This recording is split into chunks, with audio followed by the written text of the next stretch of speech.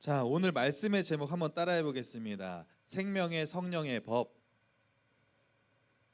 오늘은 또 법에 대한 얘기를 또 이제 하게 될 텐데, 사실은 오늘 본문은 굉장히 좀 어려운 내용이에요. 그런데 제가 이제 이거를 잘 쉽게 말씀을 전해 드릴 테니까 오늘 말씀 잘 들으시고 은혜 받으시기를 간절히 바랍니다. 예. 제가 고등학교 1학년 때는 이제 독서실 문화가 많이 있었어요. 혹시 지금 독서실 다니시는 분? 학생들 중에서 독서실 다니는 사람, 우리 여자친구들도 있고, 몇 명의 친구들이 독서실을 다니는데, 제가 고등학교 1학년 때부터 이제 독서실을 다니기 시작했어요. 어, 독서실을 다니던 어느 날 밤에 독서실 근처에서 그때 제가 여자친구가 있었는데 여자친구랑 같이 근처의 놀이터에서 데이트를 하고 있었습니다. 그런데 근처 놀이터에서 이렇게 그네를 태워주면서 밀어줄게. 그래서 제가 이렇게 뒤에서 밀면서 막 즐겁게 데이트하고 이렇게 대화를 하고 있었어요. 그런데 갑자기 오토바이 소리가 나는 거예요. 붕 오더니 오토바이가 그 옆을 천천히 우리 앞을 지나가고 있었어요. 그러니까 저는 여자친구랑 이렇게 대화를 하다가 가만히 보니까 한 학년 선배 형인데 약간 일진 형 중에 한 명이었어요. 이렇게 형이 지나가니까 그 이렇게 대화하면서 이렇게 쳐다봤어요. 그랬더니 갑자기 그 형이 윙 하다가 갑자기 오토바이를 세우는 거예요. 쫄았어요. 왜 그러지? 그래서 형이 오토바이 딱 내리더니 저에게 다가오더니 한마디를 했습니다. 야, 너 뭘 꼬라보냐? 그러는 거예요. 꼬라본다는 말 아세요? 잘 노는 친구들 잘 알 텐데 그 당시에 꼬라본다는 표현은 어떤 표현이냐면 3초 이상 기분 나쁜 표정으로 쳐다본다. 이것이 꼬라보는 거예요. 1초는 아니에요. 3초 이상을 기분 나쁜 표정으로 이렇게 쳐다봐야 그것을 꼬라본다. 이렇게 표현을 해요. 형이 나한테 야, 너 뭘 꼬라보냐? 이렇게 얘기를 하는 거예요. 그래서 그 말을 딱 들었을 때 제 옆에 누가 있어요? 여자친구가 있어요. 저의 마음속에 아주 심각한 내면의 갈등이 찾아왔습니다.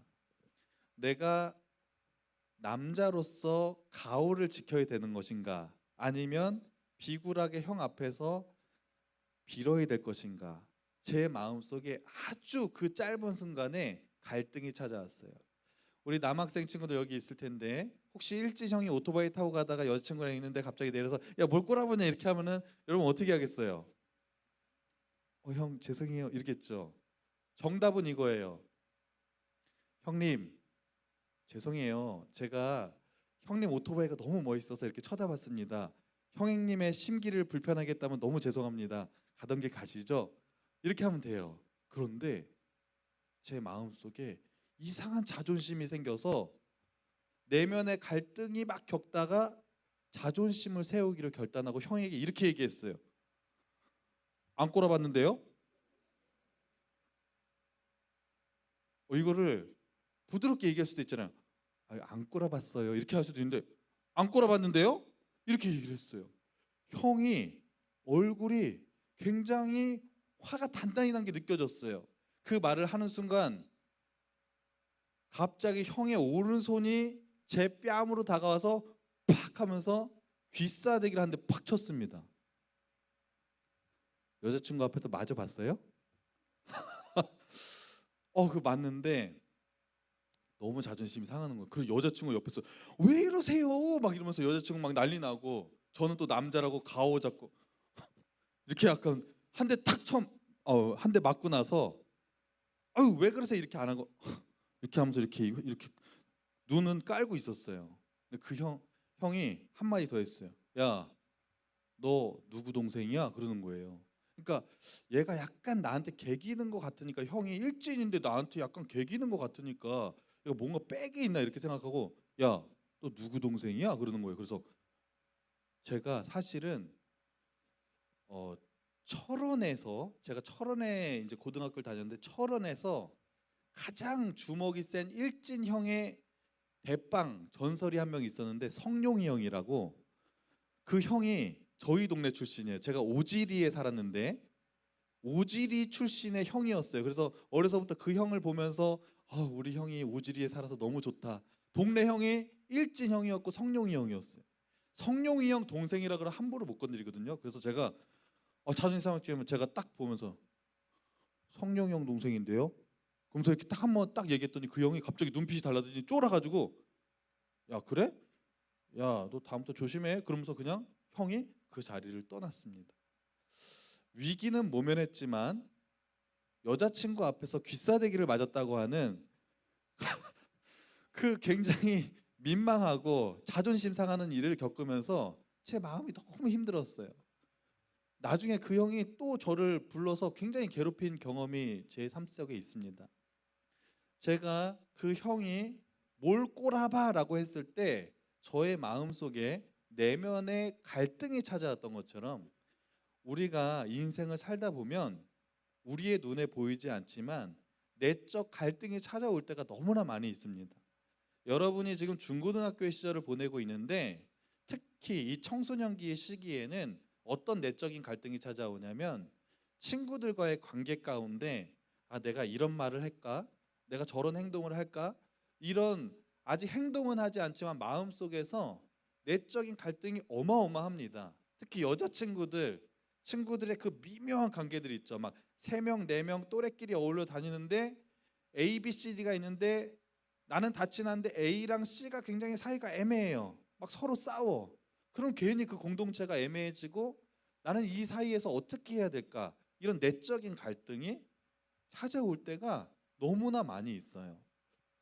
그래서 특별히 신앙생활하는 우리 믿음의 사람, 하나님의 자녀들에게도 이런 내적인 갈등이 찾아옵니다. 기본적으로 믿음이 있는 사람은 어떤 마음이 있냐면 그래, 나 열심히 하나님 믿고 하나님 자녀답게 믿음으로 잘 살아야지 이런 마음이 있는데 우리의 마음속에 어떤 또 갈등이 있냐면 죄짓고 싶은 마음, 또 사단이 우리를 유혹해 올 때 사단의 유혹에 넘어가고 싶은 마음들이 그 두 가지의 마음이 싸워서 내적인 갈등이 찾아올 때가 있습니다.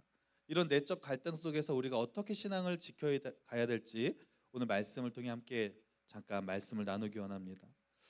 여러분, 이렇게 신앙생활하는 것이 쉽지 않은 이유는 우리의 마음속에는 두 가지의 법칙이 공존하고 서로 싸웁니다.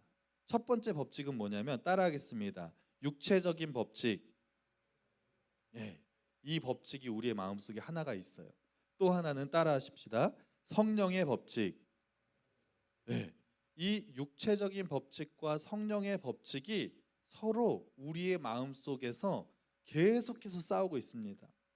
우리 다은이가 여기 있는데 다은이의 마음이 지금 보이진 않지만 다은이의 삶 속에는 끊임없이 육체적인 법칙과 성령의 법칙이 계속해서 싸우고 있어요. 옆에 하은이가 있는데 하은이가 저번에 나 마음을 상하게 했어요.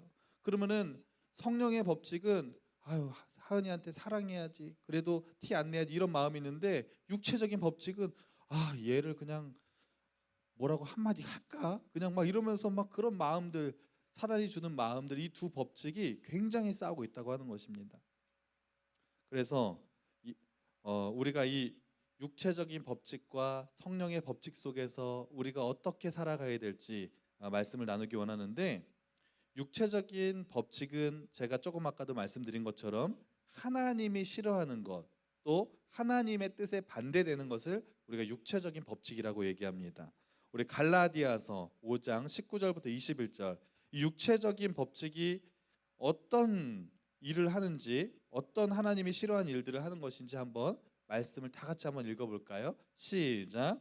육체의 일은 분명하니 곧 음행과 더러운 것과 호색과 우상 숭배와 주술과 원수 맺는 것과 분쟁과 시기와 분냉과 당짓는 것과 분열함과 이단과 투기와 술 취함과 방탕함과 또 그와 같은 것들이라. 아멘.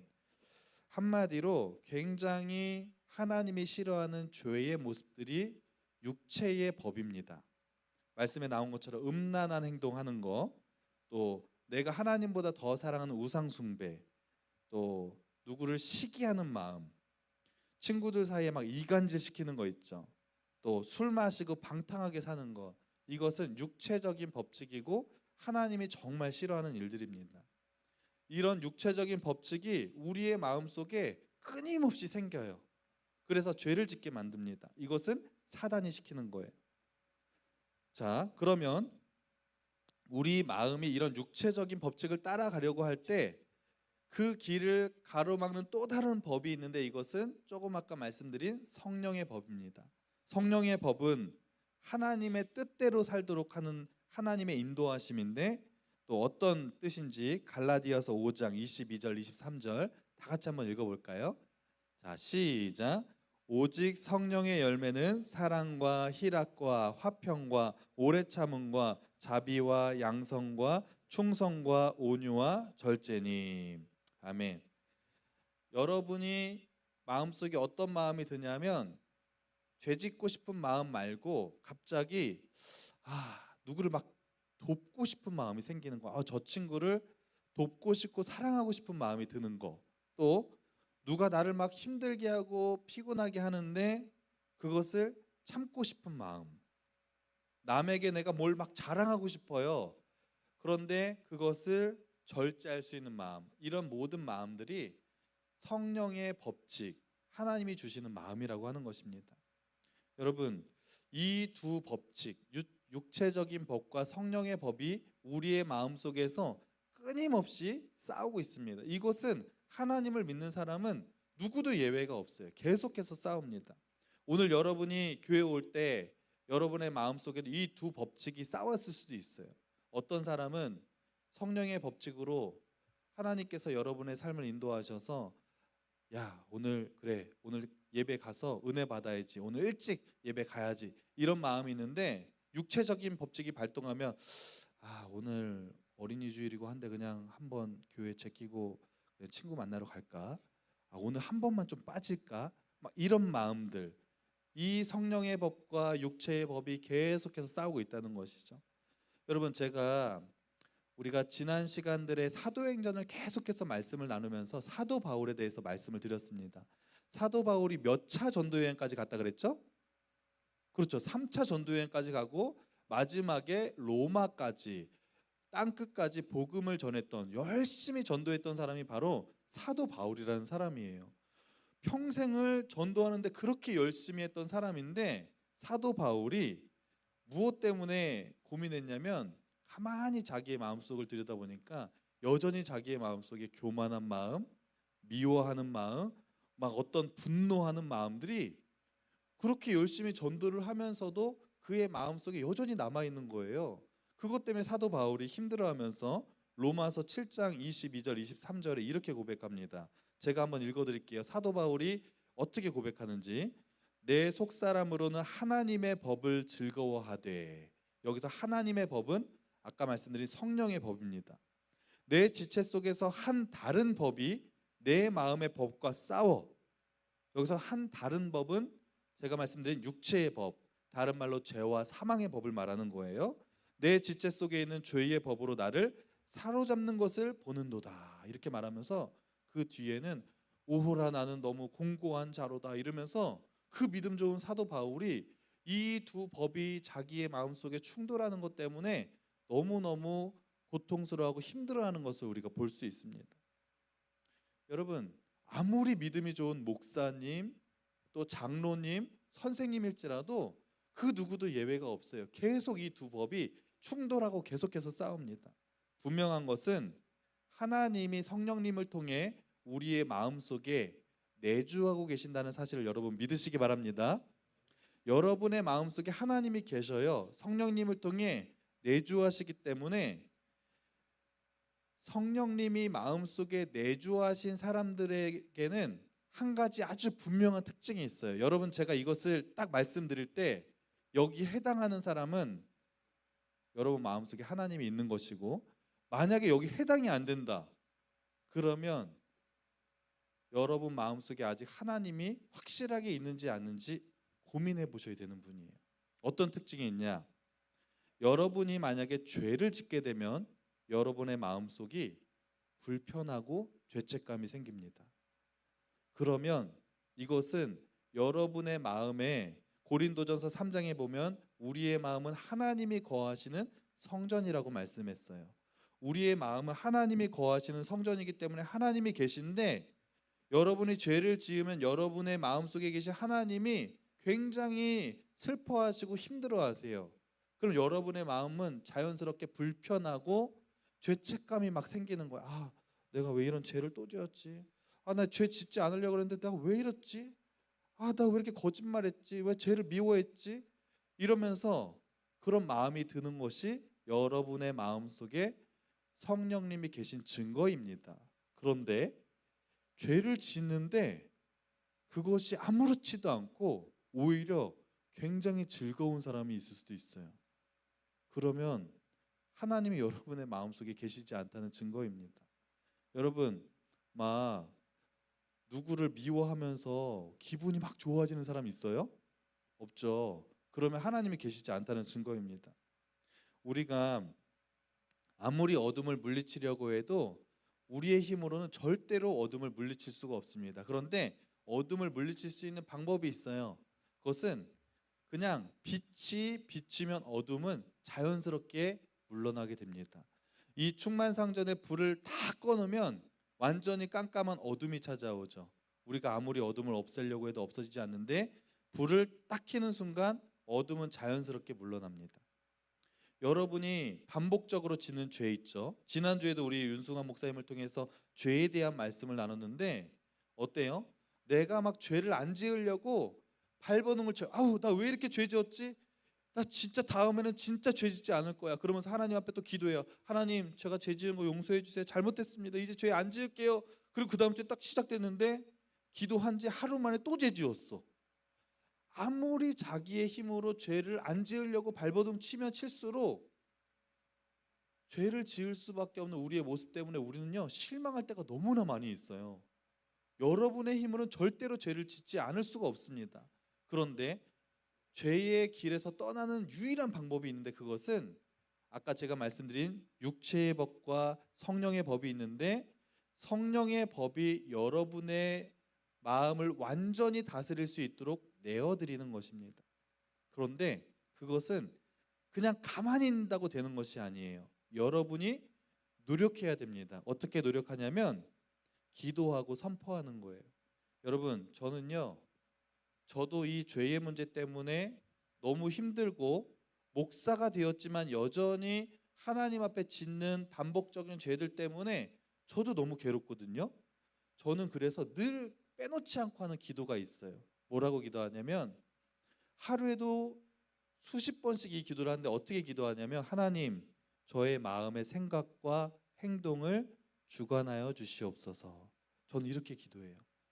저의 마음속에서 나오는 모든 생각들과 행동이 하나님의 뜻대로 주관해 달라고 저는 늘 이렇게 기도합니다. 우리 한번 따라해 볼까요? 하나님, 저의 마음의 생각과 행동을 주관해 주세요. 아멘. 여러분, 정말 여러분이 죄짓지 않고 생명의 법대로 하나님 뜻대로 살아가는 방법은 이렇게 기도하는 거예요. 이 기도를 여러분도 같이 했으면 좋겠어요. 순간순간마다 하나님, 제 마음의 생각과 행동을 주관해 주세요. 이렇게 기도하시면 성령 하나님이 우리의 마음속에서 내주하고 계시기 때문에 여러분이 죄의 길로 가려고 할 때마다, 여러분이 어떤 악한 생각을 하려고 할 때마다 그 생각과 행동을 하나님의 뜻대로 주관해 주실 줄로 믿습니다. 마지막으로 또 하나는 예수님의 이름으로 선포하는 거예요. 여러분, 하나님이 우리에게 주신 너무나 중요한 특권이 하나가 있어요. 그것은 예수님의 이름을 사용할 수 있는 권세를 주셨어요. 권세는 뭐냐면 하나님이 주시는 힘과 능력을 말하는 거예요. 그런데 하나님이 주시는 힘과 능력은 예수님의 이름으로 우리가 선포할 때 놀랍게 나타나요. 베드로와 요한이 성전 앞에 있는 안진뱅이에게 이렇게 기도했어요. 이렇게 선포했어요. 나사렛 예수 이름으로 명하노니 일어나 걸어라. 그들의 어떤 능력이 있는 것이 아니라 예수님의 이름으로 일어나 걸어라 이렇게 선포했을 때 안진뱅이가 일어나서 걷는 기적의 역사가 나타난 줄로 믿습니다. 지금은 귀신 들린 사람이 많이 없어요. 그런데 제가 어렸을 때만 해도 교회에 가거나 어디 가면 귀신 들린 사람이 그렇게 많았어요. 우리 직분 선생님들 아실 거예요. 그런데 예전에 귀신 들린 사람이 많아서 막 헛소리하고 막 이런 사람들을 목사님들이 가서 예수 이름으로 명하느니 귀신아 물러가라 그러면 정말 예전에는 귀신들이 막 떠나가는 역사가 나타났어요. 그런데 그 떠나갈 때 왜 떠나가냐면 예수님의 이름으로 명하고 선포했기 때문에 떠나간 줄로 믿습니다. 그래서 여러분, 자동차가 아무리 비싸고 또 속도가 엄청 빨라도 교통 경찰이 이렇게 서 있다가 엄청 비싼 슈퍼카가 저기서 막 달려와요. 근데 교통순경이 딱 차를 보고 손가락으로 이렇게 하면 꼼짝없이 요 앞에 씁니다. 왜 그런지 아세요? 교통순경에게는 그 차량을 통제할 수 있는 권세가 있기 때문이에요. 마찬가지로 사단 마귀가 우리를 아무리 유혹하고 죄의 길로 가게 할지라도 예수님의 이름에는 권세가 있기 때문에 우리가 이렇게 선포하는 거예요. 만약에 내 마음속에 죄 짓고 싶은 마음이 막 들어와요. 이러면 안 되는데, 이러면 안 되는데, 좀 안 좋은데 한번 가볼까? 안 좋은 거 한번 봐볼까? 나쁜 말 좀 해볼까? 누구 좀 미워해볼까? 이런 마음이 막 들어올 때 예수님의 이름으로 선포하는 거예요. 사단아, 예수님의 이름으로 명하노니 떠나갈지어다. 이렇게 여러분이 선포하면 여러분의 마음속을 유혹하려던 사단이 예수 이름에는 권세가 있기 때문에 떠나가게 될 줄로 믿습니다. 그럼 따라 한번 해보겠습니다. 나를 죄짓게 하는 사단아, 예수님의 이름으로 명하노니 떠나라. 아멘. 여러분 이렇게 기도하는 거예요. 여러분이 어떤 유혹이 찾아올 때, 죄짓고 싶은 마음이 찾아올 때 예수님의 이름으로 계속해서 선포하시는 거예요. 그러면 예수님의 이름에는 권세가 있기 때문에 예수님이 여러분의 삶을 지켜주시고 성령의 법대로 살도록 인도해 주실 줄로 믿습니다. 그래서 이번 한 주간 살아갈 때에 여러분 정말 열심히 기도하시면서 예수님의 이름으로 선포하시면서 죄와 싸워 이기는 우리 모두가 되기를 간절히 소망합니다. 기도하겠습니다. 하나님, 우리의 육신은 연약하기 때문에 죄짓고 싶은 마음이 들어올 때가 너무나 많이 있습니다.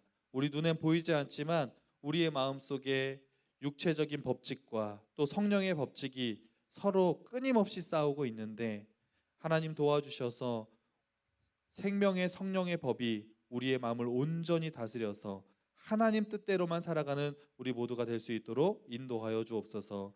이 모든 말씀 예수님의 이름으로 기도합니다. 아멘.